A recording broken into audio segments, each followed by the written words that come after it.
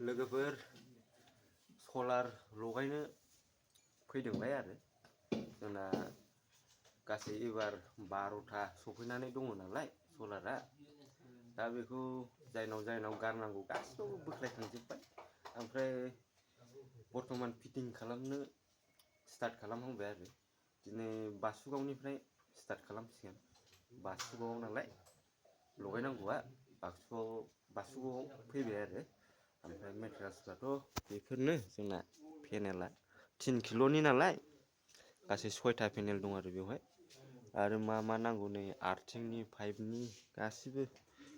ready दंखाजोबसै आरो जेराव MCB inverter बहायगोन जोंहा नैबेवहाय बहायगोन नालाय दे एसे फलंदो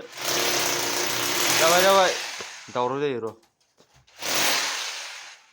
बेयाव थागोन नालाय दा बेखौ फलंबाय आरो दा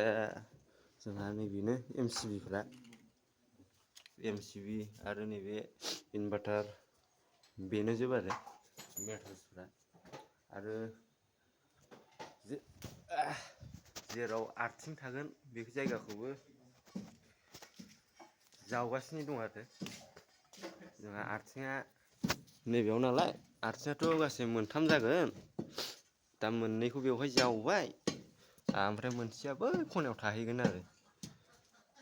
ओमफ्राय बिनि उनाव सलारा नैबे थिं गोजौआव थागोन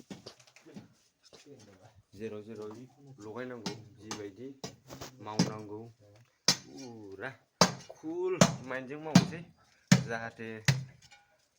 नेक्स्ट टाइम जेबो प्रब्लेम जाया बा फैफिननाङा दा बिनि थाखाय फुरा कुल माइन्डजों मावगोन आरो थान्दा दिमागजों दा बेनो आरो सलार लगायनो फैदों आरो जोंहा गासै 12टायाव जोंहा माखासेया अबाव दङ नोंलाय थरा माखासेया रानिखाथा सान्थिफुर दादगारि थुक्राझार आरो नैबेथ' बासुगाव ना बेंटल दंलाजोबो आरो ना फुरा दादगारियावबो थांसै जायखिजाया मोनफा मावलांग्रोजोबसै आरो दा बेनोसै आरो लोगोफोर